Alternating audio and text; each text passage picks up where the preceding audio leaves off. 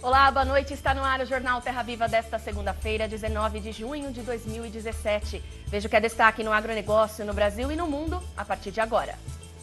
Soja exportada em maio alcança o maior volume já medido pela série histórica. Mas os preços pagos aos produtores não garantem boa rentabilidade. Presidente Michel Temer embarca para a viagem de 5 dias à Rússia e Noruega em busca de novos acordos comerciais. Roubo de carga entra na lista dos principais desafios da Associação Brasileira da Indústria do Arroz. Os prejuízos do setor passam de R$1 milhão no ano.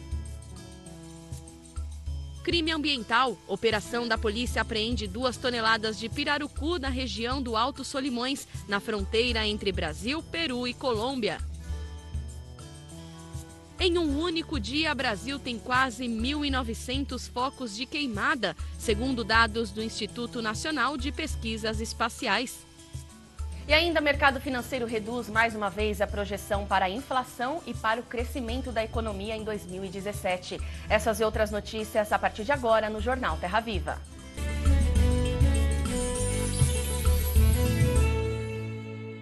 O presidente Michel Temer se reuniu neste domingo com auxiliares com o objetivo de definir a melhor estratégia para rebater o impacto da entrevista do empresário Joesley Batista à revista Época, na qual ele acusa o presidente de ser chefe da maior e mais perigosa organização criminosa do Brasil. Nesta segunda-feira, a defesa do presidente Michel Temer protocolou na Justiça uma queixa por crime de calúnia, injúria e difamação contra o grupo da JBS. E na tarde de hoje, o presidente Michel Temer embarcou para uma viagem de 5 dias para a Rússia e para a Noruega. Antes, ele publicou um vídeo nas redes sociais em que explica os objetivos da viagem. Terei encontro em Moscou com autoridades e empresários.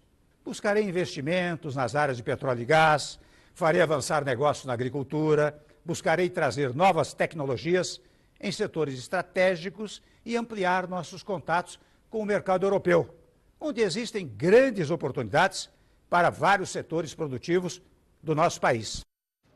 E o ministro da Agricultura, Blairo Maggi, que estava na China semana passada, iria acompanhar o presidente, mas não vai mais. Blairo Maggi nomeou o secretário de Defesa Agropecuária, Luiz Rangel, para ir como representante da pasta à viagem à Rússia e à Noruega. Blairo retorna da China nesta terça-feira, onde participou da 7ª reunião dos ministros da Agricultura do BRICS, o grupo formado por Brasil, Rússia, China, Índia e África do Sul. E enquanto isso, aqui no Brasil, a crise política e as acusações entre Joesley Batista e Michel Temer continuam preocupando o agronegócio, principalmente os pecuaristas, que desde a delação enfrentam a instabilidade no mercado pecuário. E sobre este assunto eu converso agora com o jornalista Tobias Ferraz, que fala sobre a necessidade de fortalecimento do setor, né, Tobias? Inclusive, você estava no Mato Grosso recentemente e ouviu um pouco dos pecuaristas essa dificuldade a partir de então desta delação, né? Boa noite. Boa noite, Lilian. Boa noite para todo mundo. Por que a gente foca mais no Mato Grosso quando a gente fala sobre essa questão da concentração dos frigoríficos e da necessidade de desconcentração? Porque é o estado onde o JBS está mais presente. E os pecuaristas, em algumas regiões do Mato Grosso, só tem o frigorífico do JBS para vender. Então a situação fica muito complicada. O frigorífico mais próximo, às vezes, está muito distante, encarece frete, traz uma série de problemas. O estado do Mato Grosso está muito bem estruturado. Então tem o recém-criado Instituto Mato Grossense da Carne, que trabalha com foco de ampliar a faixa da pirâmide que produz carne de qualidade para exportação. Tem também a Associação dos Criadores, a Acrimate, que é muito forte no estado, muito bem estruturada. Tem um diálogo muito direto com Brasília. E o que os pecuaristas estão fazendo? Estão se reunindo para tentar, de alguma forma, resolver o problema no curto prazo. Ou seja, pegar as plantas que estão paradas, plantas médias e pequenas, e dar um jeito de viabilizar essas plantas. Outra estratégia, comercializar com outros estados, né? Então ter um tipo de inspeção fiscal que permita negociar carne com outros estados, negociar boi também com outros estados, redução do ICMS, discutindo isso com o governo do estado. Ou seja, são estratégias de curto e de médio prazo que só estão acontecendo em função de um fator, a união entre os pecuaristas. Que é extremamente importante e a gente sempre vê no agronegócio, né, Tobias? E a importância justamente de fortalecer agora os pequenos e médios produtores pecuaristas. A gente tem também dados de um estudo feito da capacidade ociosa, né, dos frigoríficos. E agora essa crise veio toda instalar aí com possibilidade, inclusive, de problemas comerciais, né? Até saiu aquela informação na semana passada com possíveis embargos da União Europeia. Então, tudo isso, como você vê realmente essa importância, a união entre os pecuaristas, que é algo que já está acontecendo e que de fato alguma coisa precisa ser feita, né? Olívia, tem algumas experiências, né, que a gente não fica sabendo, porque o pessoal não faz muito barulho, né? Mas tem cooperativa de pecuaristas aí tocando frigorífico. É uma experiência muito interessante no estado do Paraná, que já está indo para o seu 10º ano, né, de funcionamento, e os pecuaristas estão acordando para isso. Essa crise, ela trouxe algumas coisas legais também, alguns fatores muito positivos. O pecuarista viu que ele unido, ele consegue encontrar a solução, que ele precisa dialogar, precisa conversar. E conversando, a gente entende todos os elos da cadeia e esses elos todos unidos é que vão trazer uma solução para o setor. É isso mesmo. Obrigada, Tobias. Uma ótima noite para você. E o Tobias Ferraz apresenta também nesta segunda-feira o programa Consultor Terra Viva daqui a pouco, a partir das 8 da noite. E o programa Canal Livre, que foi ao ar neste domingo na Band, recebeu cientistas políticos para falar sobre o cenário atual do Brasil. E um dos assuntos abordados foi justamente a entrevista do empresário Joesley Batista para a revista Época, na qual o dono do grupo JBS acusa Temer de ser chefe da maior e mais perigosa organização criminosa do Brasil. No programa Canal Livre, os especialistas falaram sobre os impactos dessas novas afirmações para o governo de Michel Temer. Isso foi muito grave, abalou o governo, mas no momento, o governo tem um apoio parlamentar que lhe permite continuar tocando o seu projeto, né, até que novos fatos se apresentem. Um empresário que comprou quase 2.000 políticos no Brasil, né, um empresário que é condenado, se eu não me engano, é denunciado ou investigado em 240 crimes, né, ele faz uma denúncia genérica ao sistema político brasileiro. Né. E essa saída do presidente da República é providencial, né, porque o presidente está na linha de tiro. Então, digamos assim, eu acho que ele sai do país nesse momento, é um teste para a fidelidade, para a lealdade do presidente Rodrigo Maia, está na mão dele, são mais de 20 pedidos de impeachment lá que estão arquivados, estão numa gaveta lá que pode ser a qualquer momento. Não acredito que isso aconteça, a não ser que fatos novos realmente muito graves surjam. A balança comercial do agronegócio alcançou no último mês o maior volume de exportação de soja da história. Graças à super safra de grãos, as vendas ultrapassaram pelo segundo mês consecutivo 10 milhões de toneladas. Mas apesar desse dado econômico positivo, os produtores rurais vivem na prática a contradição do silo cheio e bolso vazio. Saiba os motivos na reportagem de Daniela Castro e Wellington Ferreira. O Brasil registrou em maio o maior volume já exportado de soja em grão, 10.960.000 toneladas. Em abril, as vendas externas também já haviam sido altas, com o rompimento da barreira dos 10 milhões de grãos. A receita gerada no último mês foi de 4 bilhões de dólares. A expansão nas vendas se deve à super safra. Segundo a Conab, só a produção de soja deve chegar a 113 milhões e 900 mil toneladas neste ciclo. O complexo soja representa quase 50% da balança do agronegócio. Cada 100 dólares que a gente exporta, pelo menos 14 são soja. E o que acontece também, que eu acho importante destacar, é traduzir esses números para a população, né? Você vê que hoje você tem a inflação caindo, você tem o PIB também reagindo, né? E se acredita a agropecuária 70% dessa reação do PIB. Então, tudo isso está sendo traduzido quando você vê essas exportações crescendo, quando você vê o setor também de forma com um potencial muito grande de expansão, né? Como se anuncia sempre as safras recordes aí. Mas, apesar de gerar receitas com as exportações, a soja não está remunerando os produtores, que vivem o paradoxo do silo cheio com o bolso vazio. Que o produtor ele teve uma relação aí de custo e de venda agora que não foi favorável para ele. Nenhuma. Nós não temos nenhuma rentabilidade na soja. Sim, se não temos rentabilidade porque plantamos. Acontece que na agricultura é o seguinte, na agricultura a gente não pode simplesmente parar de plantar. A mobilidade também é muito restrita a mobilidade econômica. Nós temos que continuar na nossa atividade, buscando mecanismos de redução de custos, de aumento de tecnologia, para continuar na atividade. De acordo com a AproSoja Brasil, nas últimas 4 safras, o custo de produção aumentou 100%. Saltou de R$ 1.400 por hectare para R$ 3.000. Além disso, os produtores precisam de recursos para pagar os financiamentos. Ele tem dívidas com as revendas. Aquilo que o banco não financia, ele tem que tomar financiamento com empresas fornecedoras. No campo, é tempo de vazio sanitário da soja, que além aqui do Distrito Federal, também é praticado em Mato Grosso do Sul, Mato Grosso, São Paulo, Paraná e Rondônia.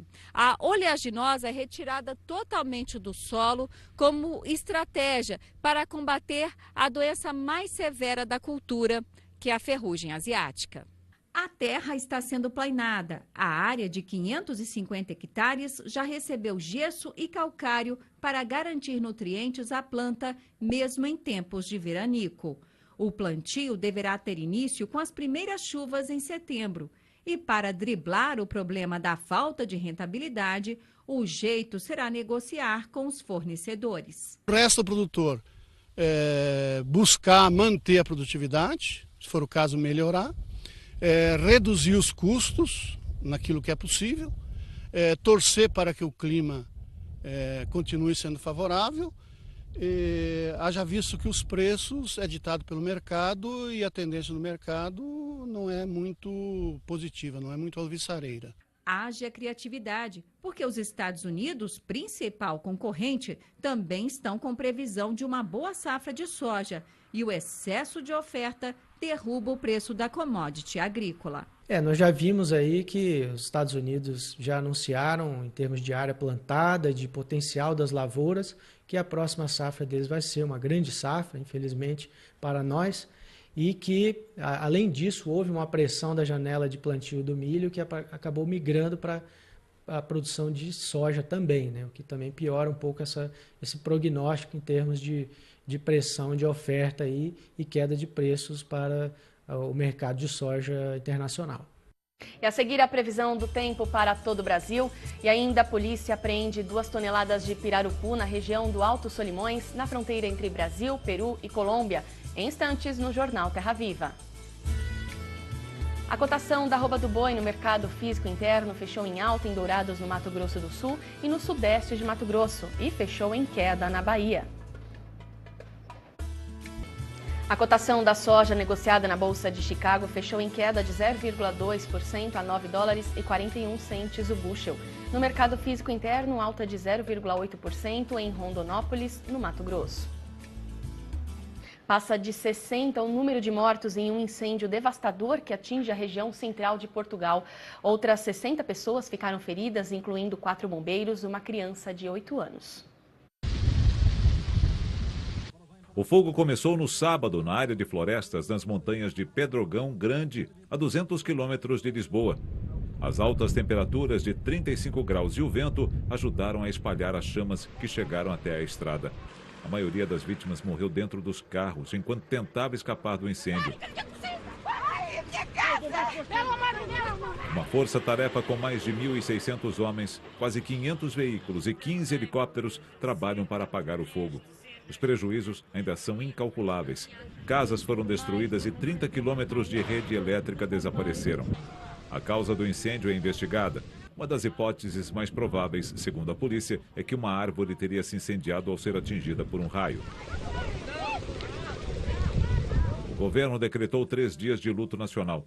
O presidente Marcelo Rebelo de Sousa cancelou todos os compromissos até terça-feira. No Vaticano, o Papa Francisco rezou pelas vítimas e pediu orações pelos feridos. Preghiamo em silêncio. Em nota, o Itamaraty informou que não há brasileiros entre as vítimas do incêndio de Portugal. O órgão ainda afirmou que recebeu com pesar a notícia dos mais de 60 mortos no fogo e manifestou solidariedade ao povo português. E de acordo com os satélites de monitoramento de queimadas do INPE, só ontem o Brasil foi responsável por 1.829 focos de queimada. Do total de focos no país, 30% deles foram registrados no estado do Mato Grosso, quase 15% no Maranhão e 12% no Pará. Além disso, 44% dos focos foram registrados no Cerrado, 40% na Floresta Amazônica, 14% em território da Mata Atlântica, 1,5% na Caatinga e 0,8% no Pantanal. Nessa época de inverno, a estação seca, o produtor tem de ficar ainda mais atento para evitar focos de incêndio dentro das propriedades. E o último dia de outono será marcado pela chegada de uma frente fria nesta terça-feira. Acompanhe a previsão do tempo para todo o Brasil. Uma frente fria segue avançando da região sul para o sudeste e provoca pancadas de chuva entre o norte de Santa Catarina até o sul do Rio de Janeiro. Há risco para temporais, principalmente entre os estados catarinense e paranaense. As pancadas de chuva devem atingir também toda a faixa leste e norte do Nordeste e faixa norte e oeste da região norte. Entre o estado de Alagoas e Pernambuco, o tempo fica mais fechado e a chuva pode vir a qualquer hora do dia. Tempo mais firme com predomínio de sol em todas as áreas em amarelo do mapa e também em boa parte da região sul. Uma massa de ar polar avança pela região e a mínima é de 0 graus na Campanha e também nas serras gaúcha e catarinense e há risco para geadas, mas que devem afetar somente as áreas de pastagens. Durante a tarde, as máximas não passam dos 18 graus no leste de São Paulo e dos 24 graus no sul de Goiás. A previsão para os próximos dias é de chuva bastante isolada entre o sul de Minas Gerais e o norte do estado de São Paulo, favorecendo a colheita do morango e também da cana-de-açúcar. No centro-oeste, o tempo também deve permanecer mais seco, favorecendo a colheita do milho segunda safra e o desenvolvimento do algodão. No Rio Grande do Sul, a semana deve ter tempo seco, favorecendo as atividades de plantio do trigo nas áreas produtoras. E se você quiser saber a previsão completa aí na sua região, no seu estado, é só acessar o site do Terra Viva. Entre no endereço tvterraviva.com.br. Lá você também encontra notícias e outras informações importantes sobre o agronegócio. Acompanhe ainda as nossas redes sociais. Procure o canal Terra Viva no Facebook e no Instagram. E a polícia apreendeu 2 toneladas de pirarucu na região do Alto Solimões, na fronteira entre Brasil, Peru e Colômbia. Segundo a polícia do Amazonas, o pescado foi apreendido dentro de uma embarcação próximo a uma comunidade rural no município de Tabatinga. A carga foi adquirida na cidade de Santo Antônio do Içá e seria comercializada no Peru. O proprietário não apresentou documento que comprovasse a origem do peixe. O pirarucu tem a pesca proibida durante todo o ano. O roubo de cargas em rodovias está entrando na lista dos principais desafios do setor produtivo no Brasil. A Associação Brasileira da Indústria do Arroz, a Abiarroz, fez um levantamento que mostra que nos 3 primeiros meses do ano, o setor já teve mais de R$1 milhão em prejuízos com roubo de cargas nas estradas. A maioria dos roubos acontece no estado do Rio de Janeiro e empresas que faziam entregas no estado pararam com o trabalho na região. A Abiarroz alerta para as consequências negativas dessa situação e destaca que este problema coloca em risco a vida do motorista e aumenta o valor para seguros e fretes. E a seguir, o mercado financeiro reduz mais uma vez a projeção para a inflação e para o crescimento da economia em 2017. E ainda na entrevista da semana, o cientista político Christian Lobauer comenta o atual cenário político no Brasil e os impactos para o agronegócio. Daqui a pouco no Jornal Terra Viva. O dólar fechou em queda de 0,1%. Cotado a R$ 3,28. Já a Bovespa teve alta de 0,6% e fechou o pregão aos 62.014 pontos. A cotação do milho negociado na Bolsa de Chicago fechou em queda de 2,2% a $3,86 o bushel. No mercado físico interno, estabilidade nas 3 praças pesquisadas. O mercado financeiro reduziu a projeção para a inflação e para o crescimento da economia neste ano. Segundo o Boletim Focus, feito pelo Banco Central, com base em estimativas de instituições financeiras, a previsão para o Índice Nacional de Preços ao Consumidor Amplo caiu de 3,71% para 3,64%. A estimativa para o crescimento do PIB, o Produto Interno Bruto, foi reduzida de 0,41% para 0,40%. Sobre os juros, o mercado aposta que a taxa Selic, a taxa básica de juros, vai encerrar 2017 em 8,5%. Atualmente, a Selic está em 10,25%. E vamos agora para a nossa entrevista da semana.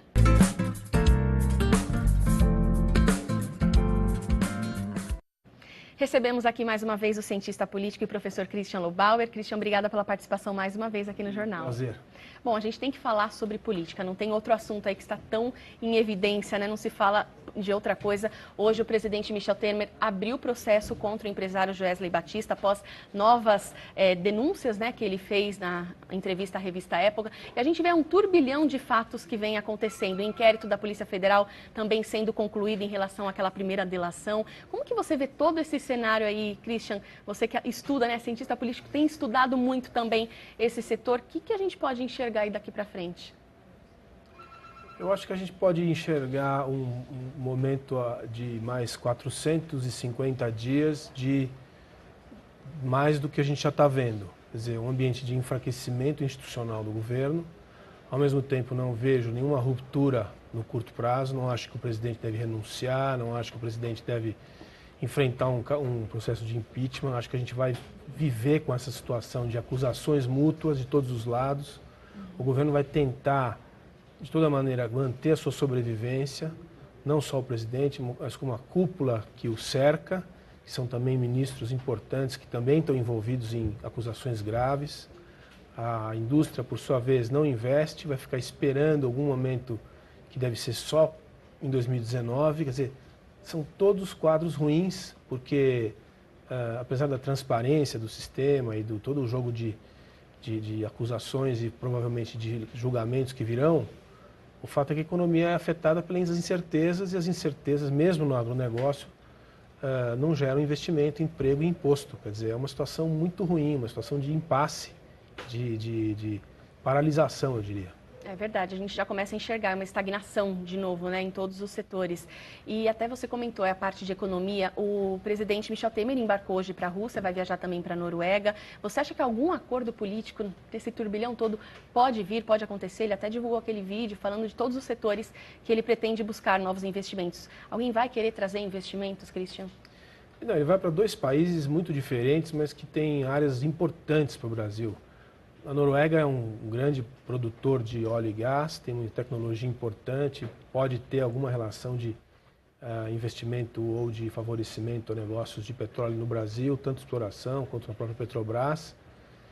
Difícil dizer se ele tira alguma coisa de lá, porque o estrangeiro também o vê e vê o país em toque de espera, não vê o Brasil numa situação em que de oportunidade, vê uma situação de observação. Uhum. A Rússia também é um país importante, tem lá todos os seus problemas políticos e institucionais, mas é um grande comprador de alimentos, em especial a proteína animal e o açúcar brasileiro. Ele vai tentar fazer um pouco o que o ministro Bládio já vem fazendo, que é incrementar essa compra de proteína animal. Existe ainda um bloqueio de proteína animal que os europeus fornecerem para os russos, que o Brasil está conseguindo, vamos dizer assim, surfar nessa onda, inclusive na área de laticínios, inclusive. Mas eu não sei, acho uma coisa ou outra pode ser que ele consiga, mas acho que o mais importante é ele tentar manter um ambiente de normalidade, que infelizmente a gente sabe que não é a realidade, né? Inclusive, isso que eu ia te perguntar em relação ao agronegócio, que é nisso que o governo está apostando, né? Está enviando, inclusive, um representante do Ministério da Agricultura para também fazer negociações por lá. Como que fica o agro nisso tudo, né? Semana passada, a União Europeia sinalizou que pode fazer embargos também à carne brasileira. Então, a gente vê toda essa repercussão política no agronegócio e fica realmente cada vez mais difícil uma imagem aí melhor também, né, do país, e a gente conquistar mais mercados. Acessar novos mercados já é muito difícil. Quanto mais agregação de valor, quanto mais sofisticação tem, mais complicado fica. Aqueles produtos que a gente já exporta com uma certa facilidade, vamos dizer assim, são produtos que o mundo precisa comprar e não tem de quem. A gente tem que ser muito franco nessa situação. O mundo compra e demanda alimentos, soja, proteína animal, e acaba comprando do Brasil porque se precisasse comprar de outro fornecedor não teria. E isso é um ponto que a gente tem que começar a prestar atenção. Quer dizer, os efeitos da carne fraca só não foram piores por causa disso. É necessário rever, assim, de forma estrutural o sistema sanitário brasileiro. É necessário rever toda a estrutura de produção, de distribuição e exportação, acesso a novos mercados. É um negócio muito grande, muito importante para o Brasil. É o que tem pago as contas do país, mas ainda tem muitas deficiências e fragilidades que o Brasil precisa prestar muita atenção. Agora, numa outra participação sua, a gente falou sobre as reformas, reforma da Previdência, reforma trabalhista. É de fato que o Brasil precisa dessas reformas. Mas a gente precisa também de uma reforma de políticos, né? Não só uma reforma política, de políticos. Você enxerga alguma visão aí, tem alguma luz no fim do túnel nas eleições de 2018, Christian? Eu acho que 2018 vai ser uma eleição muito importante, porque existe um quadro de falência, não só no sistema partidário, mas também no sistema eleitoral. Não vai haver grande reforma política, muito menos a grande reforma política que o Brasil demanda. Mas brasileiros que têm intenção de fazer política têm espaço para entrar agora. Acho que as pessoas estão muito cansadas daquilo que já se conhece. As figuras todas, de todos os partidos, vêm se repetindo nos últimos 20, 30 anos. Então, muitas delas estão envolvidas em escândalos ou em acusações, em inquéritos, etc. Então, eu acho que vai ter uma mudança relevante. Eu espero que tenha uma mudança de qualidade, porque tem brasileiros bons fazendo coisas boas. Eu não sei se esses brasileiros bons vão se envolver com política. Essa que é a grande dúvida para 2018. É verdade, mas temos que ter esperança. Christian, obrigada pela participação mais uma vez aqui no Jornal. Obrigado a você. E o Jornal Terra Viva de hoje termina aqui. Uma ótima noite para você e até amanhã.